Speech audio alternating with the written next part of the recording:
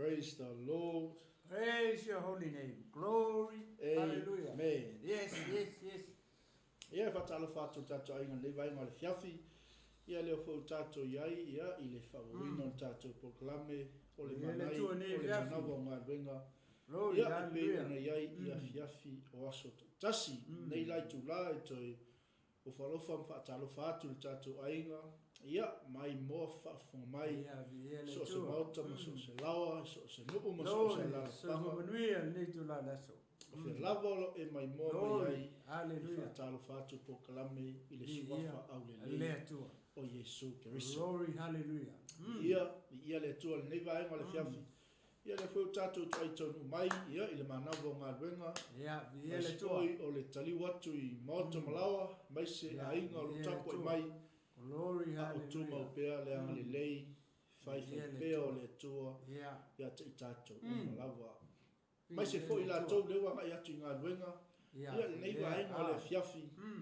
Ia ele fa apito le au nanga al manayo le manavo ngalwenga. Ia e au atu ia ila tau le sifia fiafsta.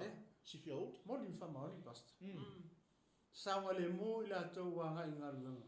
Ia sawa le mo fo ila tau watu ngalwenga. Nga ia tu mauta malawe nei vefi. Ia vai fa le. Matala. Amen. Matala mo le awala. Awane fa vai temi le tu fo ye ai fa longo tu ai vai ia fa se fa ngai te ai lo vai malo fi moe ei singa pampensinga milone ye fa kau singa kofe ho le tu fa malo si kama ho le ole black o la fa mo kofe nga past black and white oi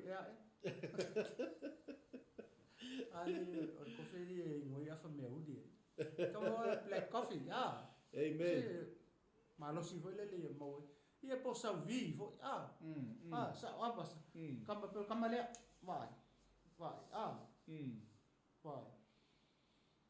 pe chamale mo el malus ya la nga le ngwele li ya la ke o masena Mole atu le fatalo fatato ainga mai malungo penga tsailangi. Ia le tu nei tu la fiafi. Fatu ya amitolai fa tai mafuta mai e foraima. Aftai fa munia le tua wa ainga. Aftai ile mafuta mai ile nei fiafi. Mai ngatu yono tofitia. So walo tu lua me fou se la tu manga. Apu fa matu. Ia le tu. Alole ngalue taile. Anga ipa nia fiafi. Se uso na o se lau tui maunga e alala I Australia sorry vai si levo ke le ko e felo se uso na sorry ma lo se fu manuia e la to fa penao na fa tasi mai nei tu la le fiafi e wo foi ma pa angal globo e le ngato te tonu o how te ro ne e fa pena tu lu o mo nei la rangi o fe lava e ma o mai se ma nei foi pe anga kusi vai la lo o le fio anga po o le tu na e tia la lai tele tanga tele ia ma tele lo po fe me ai ai ma na ia foi le fai singa ma study la kiki va ai foi le ia na e vala au me le ia la mai lo me tia fio Australia sia ole sia si me Australia ia male America amen Io tono New Zealand ia fa pe fa samo amen vi ele tu nei tu la so ma lo so fu manuia fatalo fa tfoi sunga fa fe ngai ia hale to masi vi ele tu ele tu il mafuta nei vai ngale fiafi fatalo fo le ngalue ia nai tu nga venga mai tato fatunga le ia e mole to lo anga tato manai o manai ma venga ia ila to lo fa fo mai lungo le ala le tu ma se fu le ia tu moto malao le nei vai ngale fiafi e ma faia ele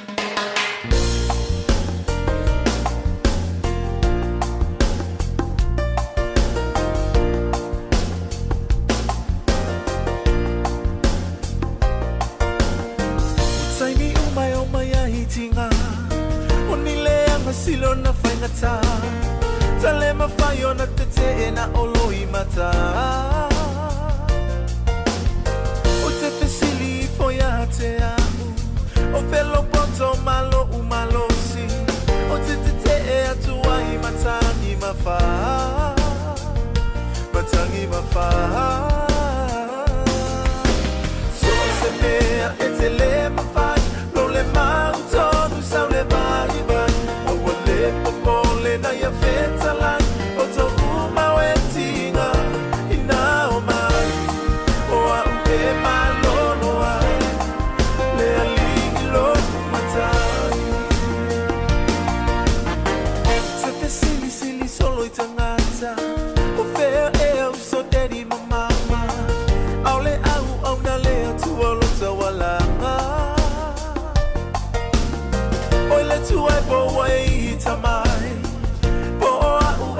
apongai Uasili leo ti e mapuai Oi se tali mai Se mea e te le mawhai Lo le mauto nu sau le mai vai O wa le popole na ia whetalai O to uma o e tina ina o mai O a u e malono ai Le alingi lo matai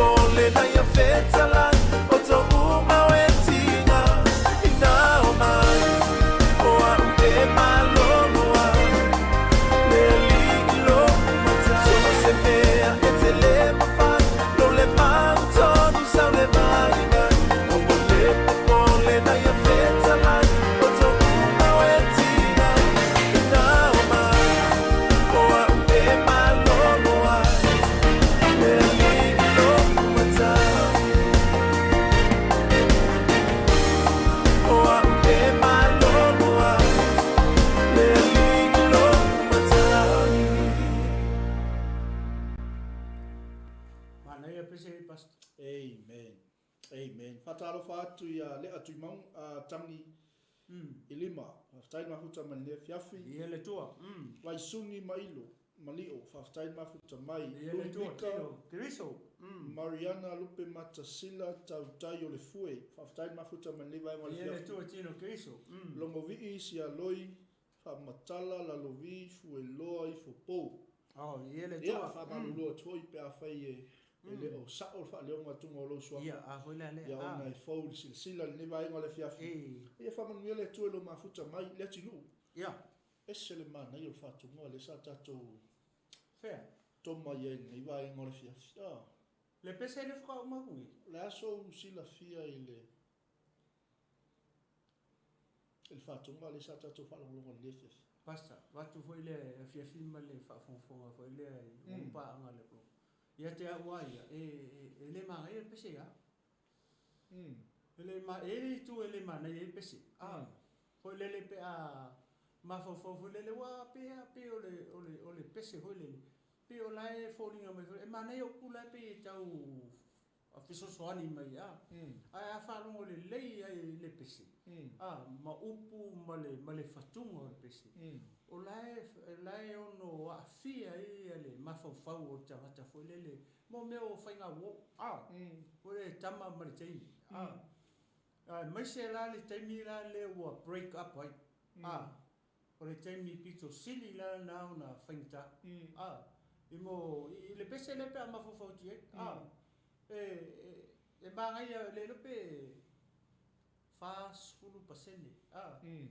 le ono fulu pasene pe ole tuna ele au yelo lo mafofofu le mala u fa lo pese wa fa lo le pese matua i a faina ia le toinga mafofofu pe na le stangata a mesela le tangata le mata mai le fefine o lawa walu pe walu le lua vai aso tolu vai aso talu ia pe fo akasi vole vai aso talu ona motisia vole le fa fose i maftanga e vole le wa vai atu le to e ango mai ia le tama pole mesa ia i fainga wo fo ia ila to le i faini ainga le fai poipo vole le vai atu tamai tai ia le wa umma ko ale vai aso le ko pio tu ranga pio le tuna e fainga tai foi lele ia pa ma va foi lele fatunga pese a pe o longa kali o mai ngala o le tali o pese pio ina le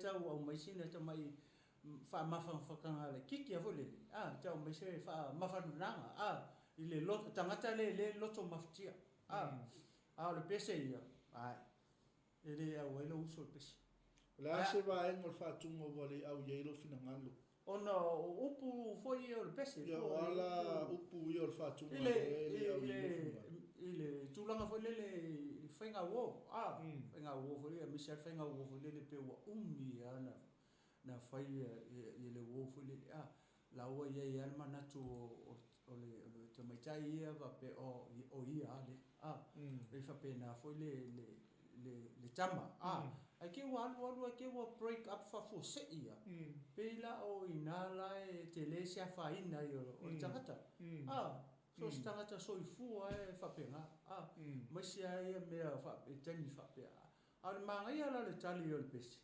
na la wa mai e lo le fatu pesi ia le foi le mau le tonu le fio pa ia le tu foi le pi tau foi le tau fo ia ile mafatio loto mal mafafa le ala au mai lo ala ia le vala au foi le Yesu na ile matai os frutas fai po lusu mai va no fa mai ia oto mai oto mafatia ia tinga ina mafatia ia venga ia kofuara ka ia mo mafkianga ko fua tangata ia maronga ki nga ra ki nga ko kele loa mai ma ua ma kele loa ku go le man naia la o le pese o le tali le fatunga fo le o le tali e tau fofo o le fa fi tau le ai ma sia loto le tangata o le loto a tangata le lei to e tapu e fo le ia na to e nomo lei le ma fofo tangata ma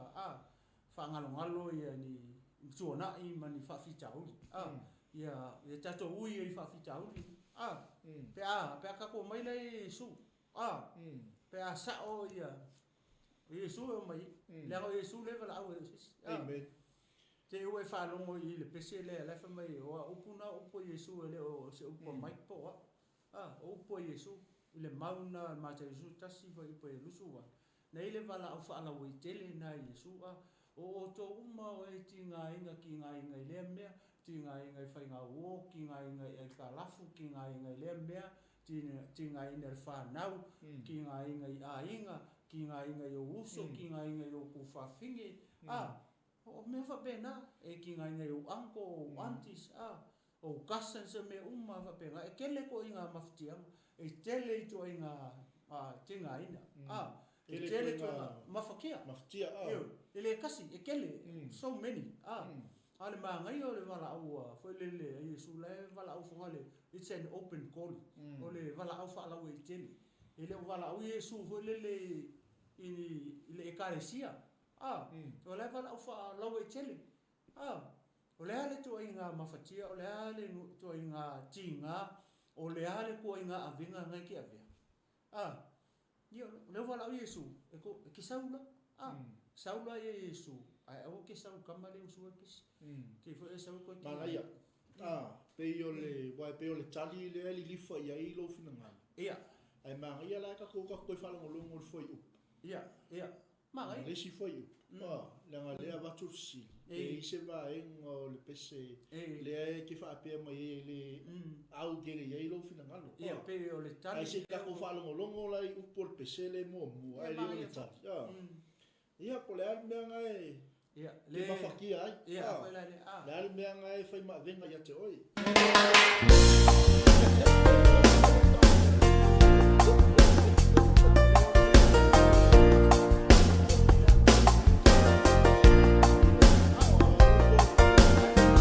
Sai mi umay ya hitinga Onile ang silo na fai ngata Tale mafayo na tete na oloi mata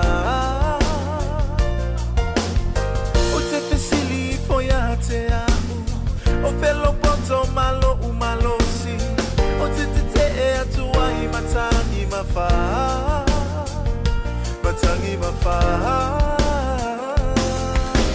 so se mea e te le mafai lo le mauto nu sau le vai o le popo le na ia feta lai o to uma wetinga ina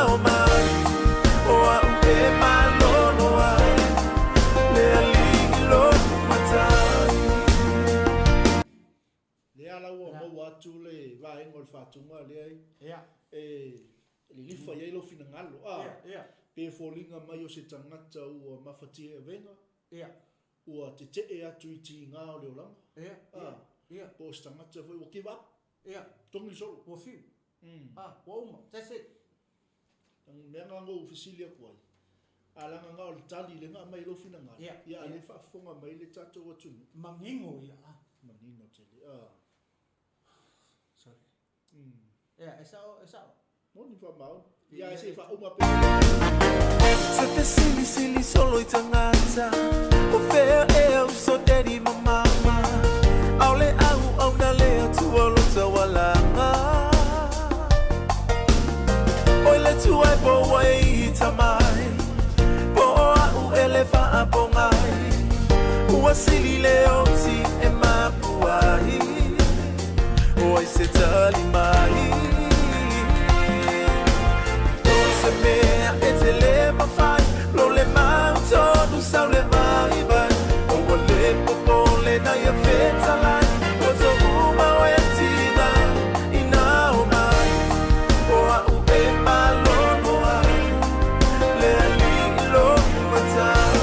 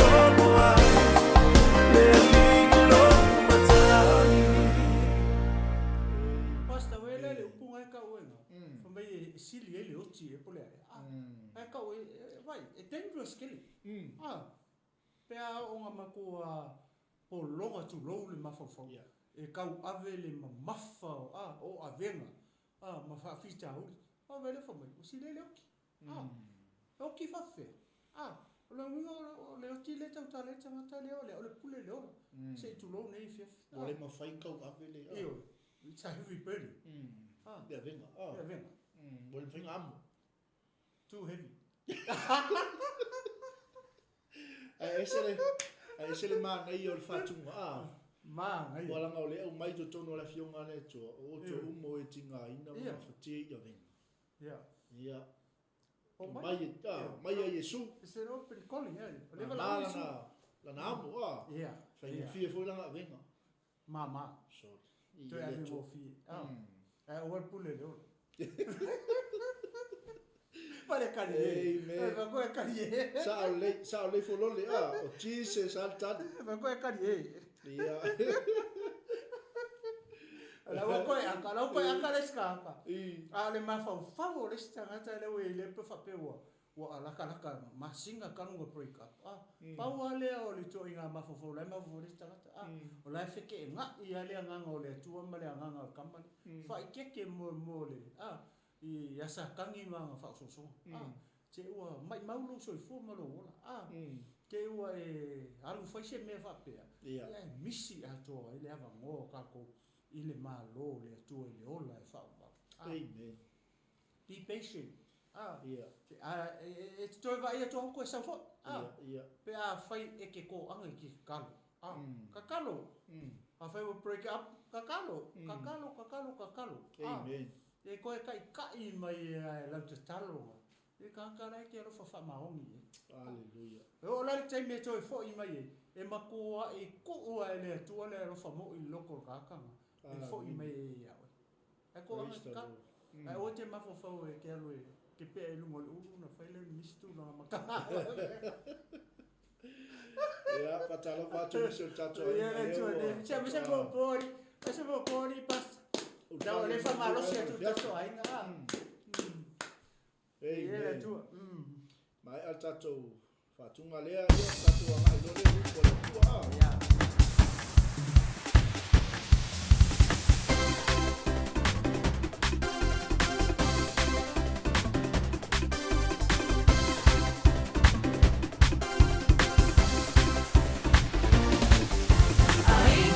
Tua fa malo si mai, fa fuori ringa male fate tai, ia o valeona mea uma.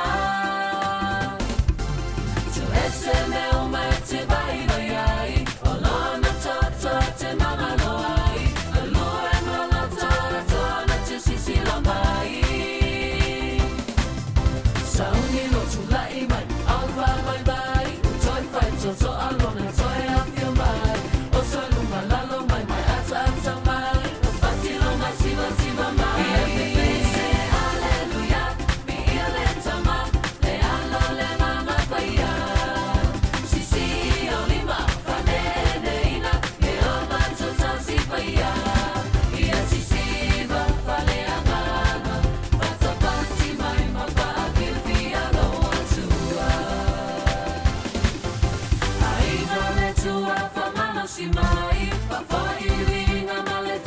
tai ia o valeona mea uma tu esse me uma te vai vai o lona tata te mama no ai a lua mama tata na te sisi la mai sauni lo tu lai mai alfa mai mai toi fai to alona toi a feel mai o sai una lalo mai mai ata mai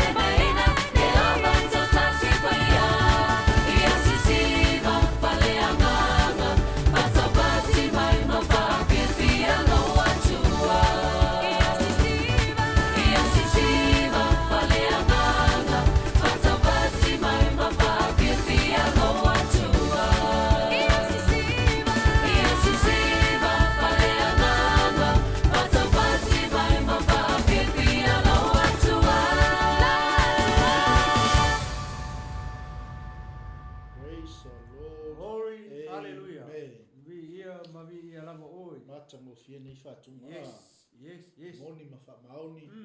Ia o chacho oli lava ile li. Ia ile tu. E chacho che. E fai ma vai la au malu. Mo chacho ia na te toina le oli o chacho loto. Ia ile tu. Ia chacho anga ia tu ile fai uma fo i tu te manga venga o le yaso. Ia ile tu. Ia mo le tu fo il fa malo, ia ile au malu lue. Ia i le fatu ai tausi tonu ainga. Mas pole a usul nei aso.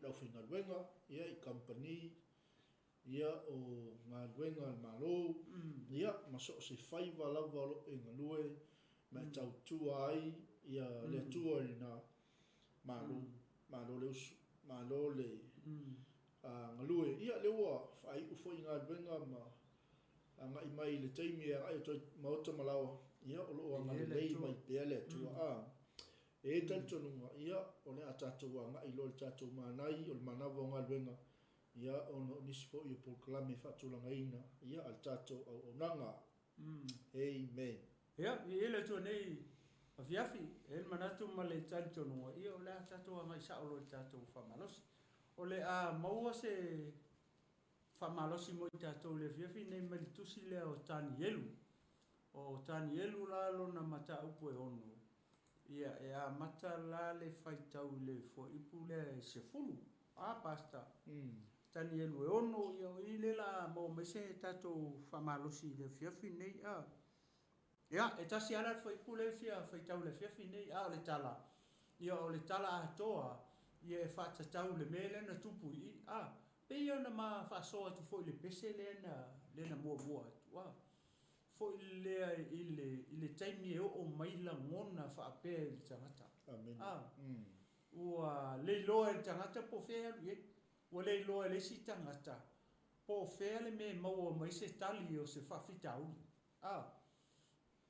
le lana e fa lo le ana le ta mai le pese ia le fitalinga fo ile a Yesu nai le matai e sfultasi foi po lusu wal foi muli nai ta o lu fitu lu wal nai fa mata le tala mai le vala o Yesu foi le ye o mafatia mati ngai na ve pa mai o mai ia amen ai ki kilo la le tala le pe folinga foi le link le pese le na ma le sa fai to el por kala me foi ma ta fa so atu le pe o kau ki kilo ko il foi pu le ma le tala a to ale le tusi le o tani e pe kau linki ai le fasi vai pu le tas ma le kala a ko amen la nga kala o la nga o le chapter le e ono e fata tau le melenga lenga kupu ya tani e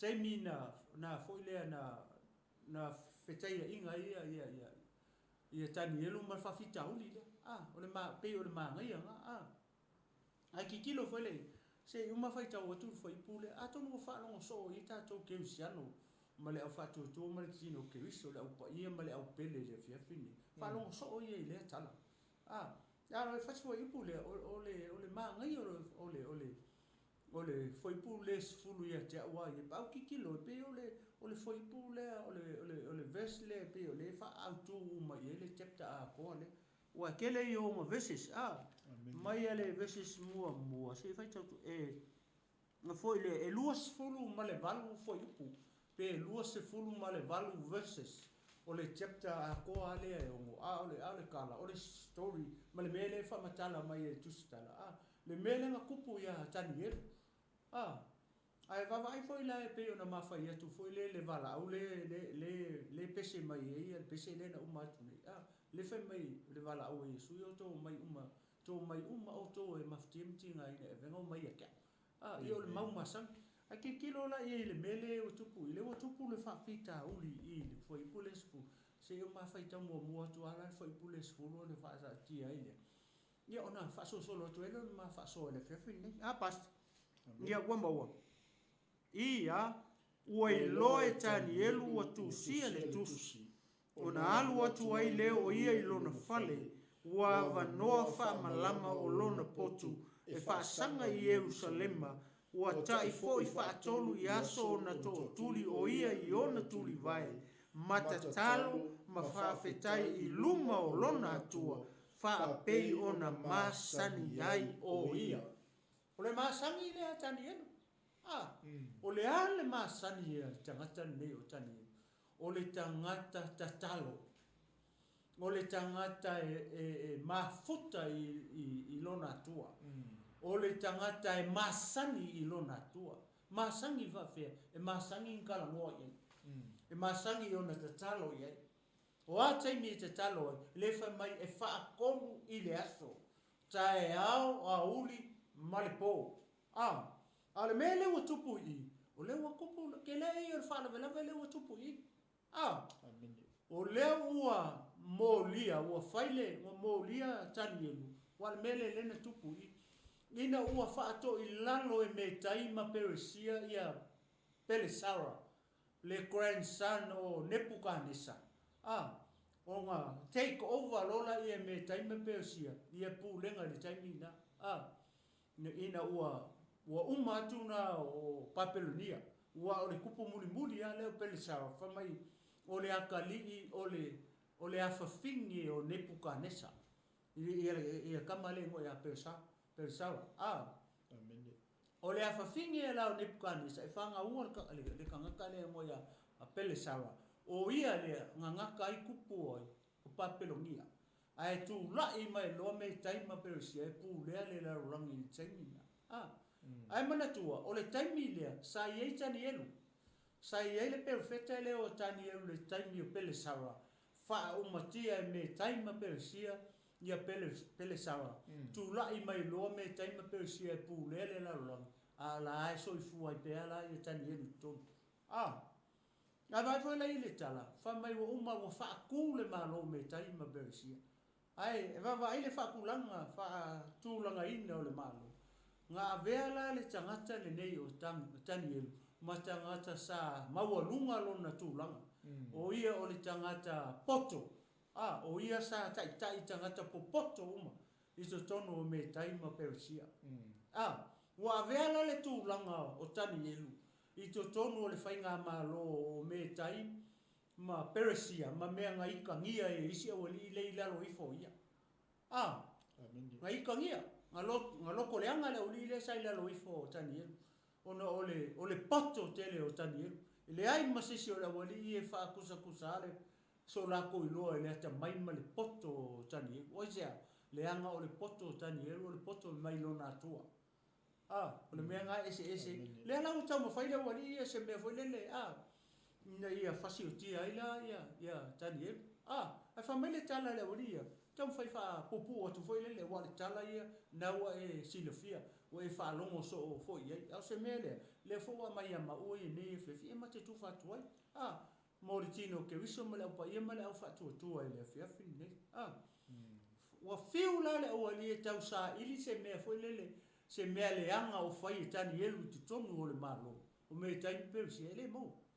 Wa whiu e ka usue masai e se i turou le whiawhi. Sa ili se mea foi lele le anga o whai e tani elu tonu o le malo o tariu. O ka liu le o kupu kaimine. Malo, o taimi le o le malo me taimi Persia. O ka liu la le ngō kupu. Wa sua le maua. Ai va ai la le au li I tangata le o foi le o tani elu. E ilo na tua. Le mai kaua le au li e le tua o foi le ai o le mele fa pele o. Fa mai kala au li. Wa le se mea kau ke maua e fa sala I tani elu I tonu o le malo. O me kai Persia. O le a kako su e ala se mea. Foi le I to tonu o le tentonunga male tua o tani elu. La kako sa ilia la se mea inga ia mau ai se mea. E mo li ai tani elu. Mo folole wa li ia. Ma fa oso kupu fa tangata. Wala ki lo kula wali e piko ya kangi elu au loko le anga ia. Ele ai ia masesi ora ko kusa lo rako poko male poko le ia tani elu. Le umang o pau me le umana o le wali umanga fa shop kangi elu. Fa shop ti ia kangi elu ia kuku akulunga la kuku la.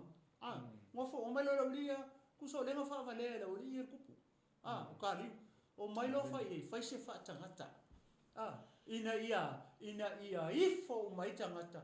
Awangi ko ifo kangi elu lo na tua. Ai saula ifo le pua le. Ai la se tangata ele fa long, ele kai me ili ko ele pu.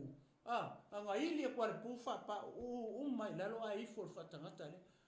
Fa kangaka o kali o se awala awengi ko ifo kangi elu longa ko le va e wali elu kangi elu kai au o le uli o le afiafi e alu la ifo matatalo ma alanga mavala au lona tu ale umanga ko so ma ifa kangaka le o le plan le ala wali le fai ina ia o te tani fai mele lo fa punga la e tusi o le kangaka ele ifo fa tangata le o kali o le lako o le ata le o le atua o le fatangata o fakangaka o kupu le o tawi e whaaronga umala kangaka e kai mea ili e le pu ia ai mama fere kele yo aso fai kono se fulu e aso le i fai fa lo lo ngor kan mi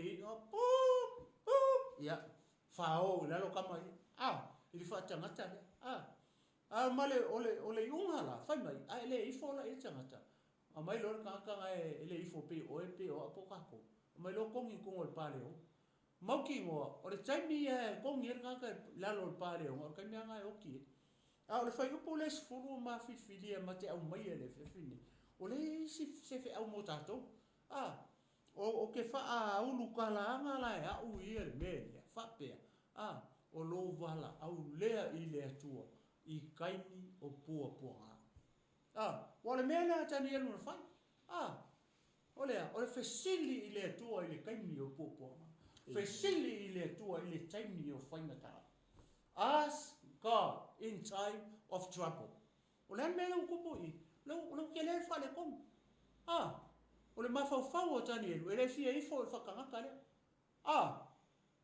pau wale mele le mafau o tani elu o le ifo i longa kua le ngakeito le o male kusi male mele le o mai fa mai fa longa uma o le kai mi ako ke fa longa ia o kai mi ako ke fa pa u e la lo ko wi fo fatanga mai le mafau o tani elu ele make sense ele fia ifo fatanga tale e fia ifo ai e lona tu le mela le pe o no fai atu le fini o le te mai mo mai o le kerusiano o tangata fatu tu o le uso me tu fini ile o le tino keriso o le au pa ia male au pele le fini o le ke mai mo mai fa fonga me le fini o ma o fo le mati tu fa le ala o ka ko vai mele o ku o le ale ka ko me fai pe a fai e o mai tai mi o fai ngata ma pu i loko soifua mo kako wala ma kako vava ai aku ni le suinga mai o mea leo amata ona sui mai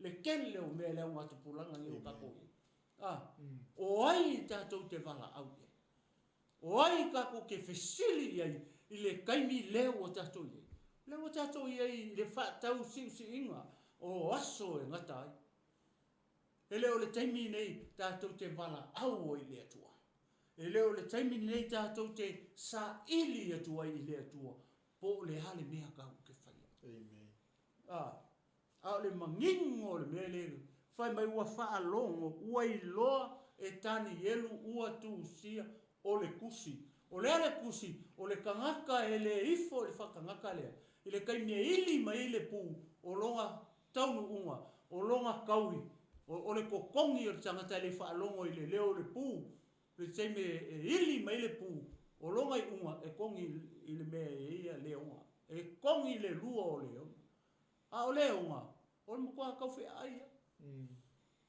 ngā kua e o le unga le kupu mara ngua e le whanga wingo le whakarikari kai me kongi o koi tangata le usiska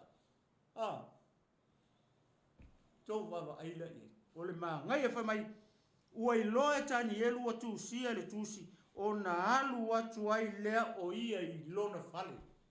Femele ngalu ikangi elu. Ele ialu akangi elu sisi mea. Ele ialu le ngu olong kinga, ele ialu le ngu olong kama. Ele ialu le fale o lana wo. O fe ngalu e ngalu sa o atani elu lona fale. Amen. Aisea, ele anga o masangi itani elu langa mea lai fai longa fale. Wa mea tani elu e fai longa fale. Ale kame kongo inu. Le ka umai ai fo ipule kasi. O le mele na le alu waitani elu le fale o lana wo le anga ile kakalo wai. O le mena na le alu waitani elu le fale o lona tama, po le fale o lona tina, po le fale o lona uso, po le fale o lona tu fine, po le fale o lona kasen. Aisea, langa ngake le fai ai le mele le ta umai. Fa mai wa fa longo tani elu atu sia le tusi. Le ale kusi lea. Ale ifo tangata le fa tangata o le akongi le lua o leo. Ale fa mo fa longo tani elu kusi lea. Alu sa o akangi elu longo fali. Aisea, leanga o le fale o tani elu, lai loa e tani elu. Nga ke fai ai mea i fa malau mai la. Lea lala fa o na alu ai lea o ia i lona fale. Ua vanoa fa malama o lona potu e fa sanga i Yerusalema. e ke rei lo e tani el po feme ele fa malama o le poko longa uso feme ele fa malama o le poko le fale o long ko finge pa ani le lo pe ara ku fa ku long ko finge ele poko la le ke moe ara kang yelu ka kala ku ia fa sanga i fea e fa sanga le si mea a o le fa malama o le potu o le fale o tani ele e fa sanga kongu wa Jerusalem amen o le fa malama e fa sanga i Jerusalem o le ala winga o le mea o le fa sanga le mea o iai le ai o le tupu o Jerusalem o mea na filifili e le atua mai ana mua e tu wailo na suafa e fa vavau o le ala winga o le upu Jerusalem o le fale o le fale falawa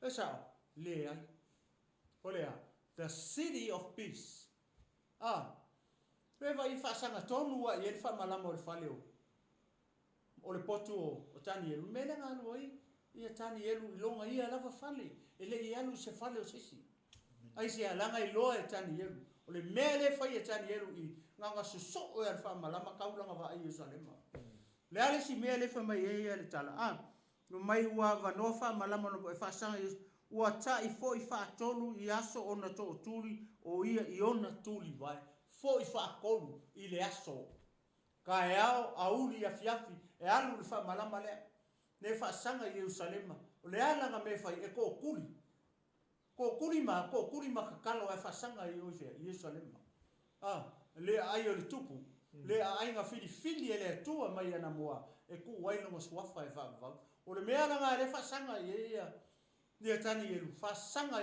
I le mea o ye le suafa o Jehova le tua Israel e fa ala le tua le I ele te tonu I tani elu masai uta ele taimi o le tafeanga a le waru sa o ari tangata o le tua I longa poku I longa fale ka kala fa malam fa sanga kongu wa o le ale me le o tupu le o mai fainata le o mai pua nga o le ma ngai ma le matango fia o le vaenga le o le ala o fe sili loa tani elu I le tua I se fe soso in time of trouble le ale me tani elu le fai he asking God for help ai sia le anga ele fia ifo tani elu le fatangata le e fia ifo tani elu I le tua Israel so please God helps us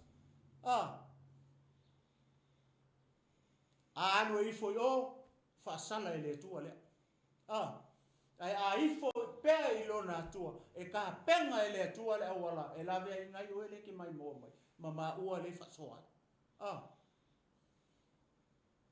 o ai le tua le te ifo ye o e ifo se fa tangata o e ifo se fa tangata o se tangata ua kelo fa kusa ua fai fa mai ya o fa kusa nga wai o le fa kusa le wai o fa ingoe tangata fa kusa a le fa kusa le ka mai o le fa kusa o kariu ale fa mai ia ifo la o le ata o le tua o me kaima persia ia tawi o fai longa fa kangaka fa pe nga songi o ka koi a fai o fa longo mai le fiafingi o le te fai mai o le te e tutongo le kalesia ke riso ala foi fai mara fa kangaka ai longa la o make sense o le tua le ka ke au mai e le ai songa fa kusa mai ke le lo foi pe fa pe I le fa kusa o le akua le ka ke au mai ka ke le lo ele va ai ase si fo lingo le akua le ka ke au mai ai sia langa le mafainga pupula io ka ko makor kingo nge maola pea langa le famile tala perfecta o Isaia fa mai va ai ona fonga pe o le mumu o le ati e tu no ele mafainga va ai sisi maola pea le mea kongu anga le tupu le si mele manga o le fai tau e fa kolu ona to tuli ona tuli vai ma tatalo fa kolu le aso aso mo fu aso ruo scofi fore sa so po to ruo aso uma ele fa pera la kupu mai longi fa la bra me fa pera va e ku me o ke ko e fesili lo ele tu ale ai fa yo la so le lo ai nga bala fa ngau kakalo pea kolu pea nga e alu i le tua mai fesili i le tua mai whawhekai i le tua a whai o so le thank you Lord whakataita mā o le manguia hau manguia lo ko lua manguia lo whangau manguia le whangau o la whangau manguia lo wainga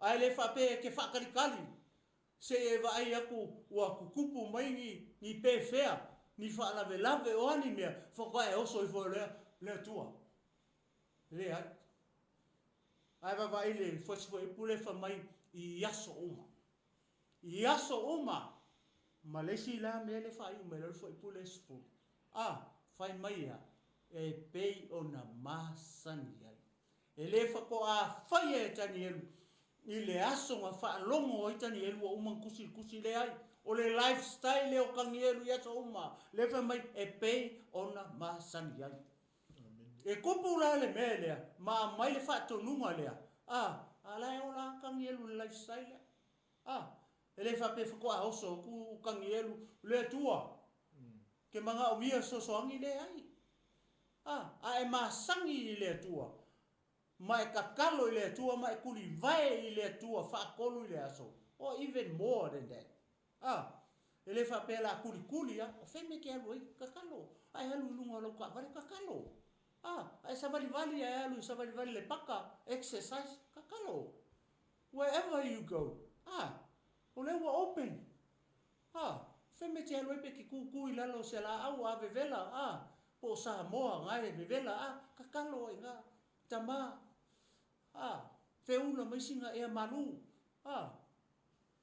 ai le fa pe o le tuturia ile kai ni o ka ko ye ale fa mai o le masangi ma ngai o tangata e kupu mai fa fika uli ma pe fe ma fa ngata le wa mai ele fato nunga le arka kai masangi le tua nate loa le tua e tala noa ma le tua e kai mi uma e kala ngoa kai ao uli fie le ala o kupu mai le ai so ko ai kali me le tua ai fa fe pa ka ko le fa ia me le e ke oso e ke fiu fa kali tali le tu langa o le tua ko luang ka o le ai male ioi mal fa ka e ko luang kali mai le tu nga fa ia ku kali mai lo le tu straight away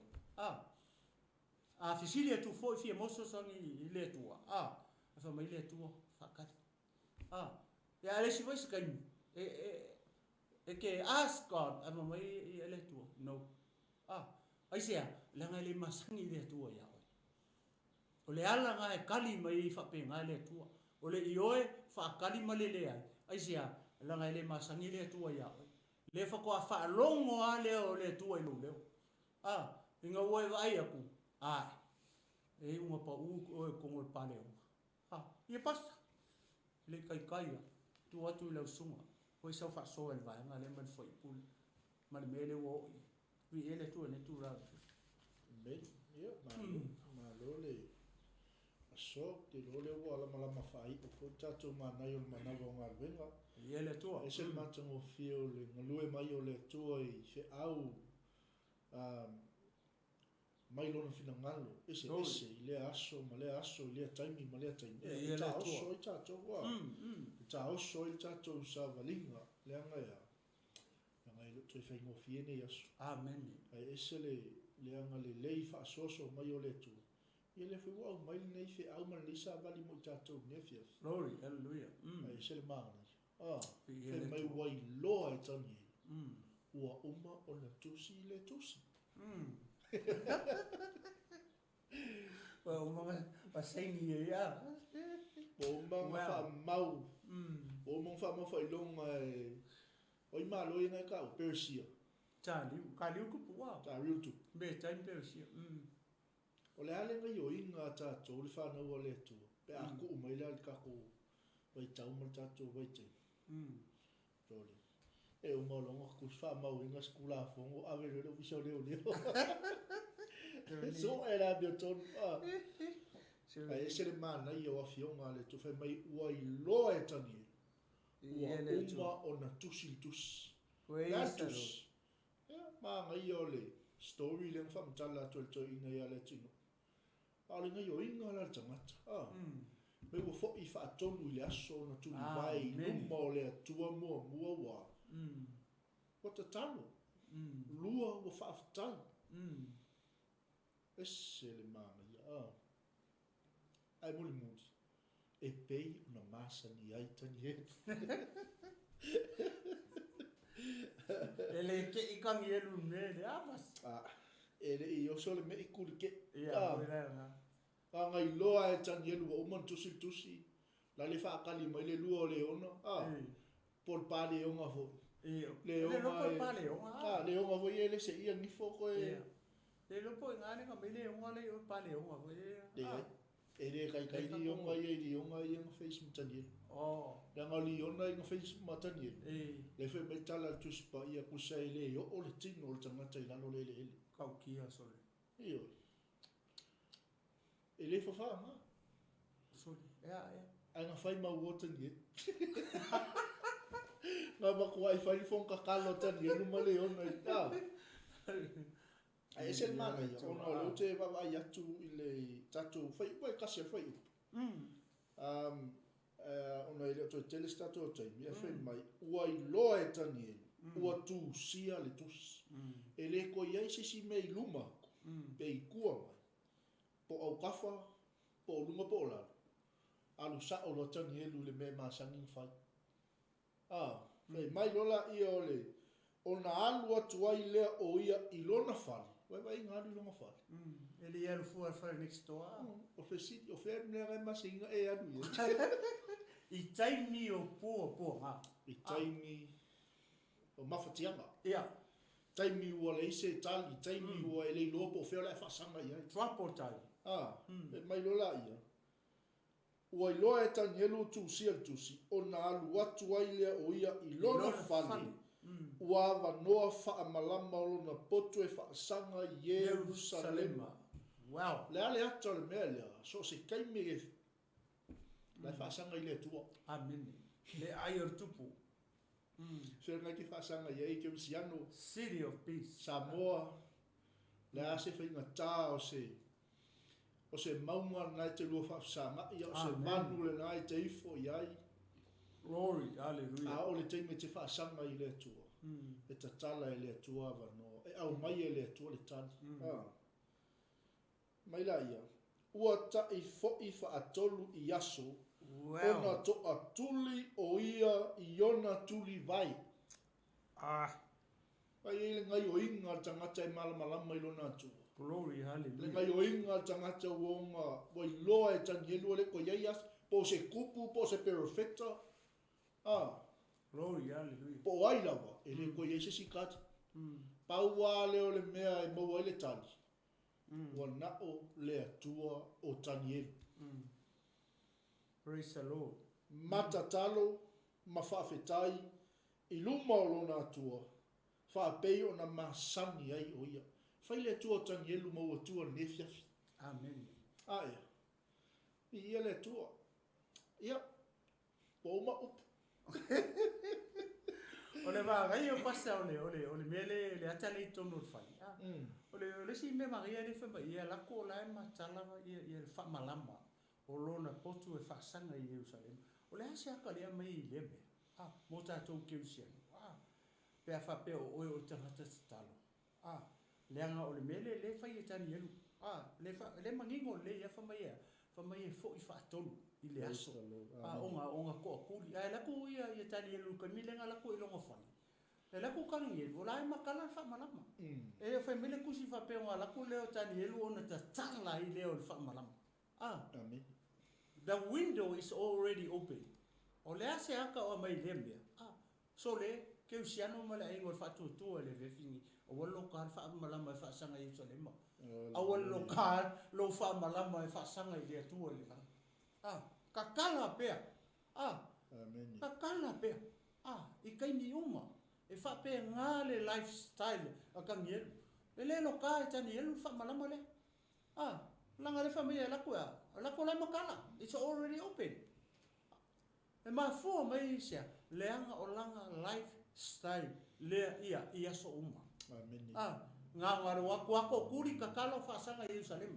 ele ko la ku ko ka kala fa malam e la ku kang yelu ya so uma o le nga makana ele ka pung yel fa malam o le poko kang yelu fa sanga Jerusalem Hallelujah. o langa mea le o longa lifestyle le so uma tai au uli fiafi nga waku ala umo lo makala mai le fa malam fa sanga Jerusalem nga lo akwa ku li vai lo fa pena ka ko o se o nga le mota to ile nga tupulanga le ngei wa ka ko ye au le ka pungia le fa malamba o lau ka kalo ile atua le kang tama fe so so mai ya so so ngi mai lo ai nga so so ngi mai lo fa ngau Amen. Vai vai ma nga yo le ka ni Hallelujah. le fa mai nga lau kang yu ka kala fa malam le le fa mai le ko le makala o lo mi nga makala i kai ni uma o le ao ato ma le po kai ni uma makala i fa malamba o le potu o kang ye le fa sanga Jerusalem na se o nga mo ka ko akala peala fa malama o kako e leo le poku la au kako loko kakala fa malama o tatou loto i le atua o kako mafafa ta ko ke vala au i le atua i se so aisia leanga we are in the time of trouble it's time to ask God for help e ni au nga tu la pe se le ko fa poku pas ma ya ke foi letas Praise the Lord. Biele tu lifestyle tonu mo tatu tau le mo tatu tai. ya biele tu mau fa ngata mai foi i tatu pokalame. Ia o tatu manaina o le manawo malwenga. biele tu le ia fa atu le nganga. Ia o le tu ia oi e tu so lau fa funga malau mai mo mai foi ne fa fili upu fola le tu.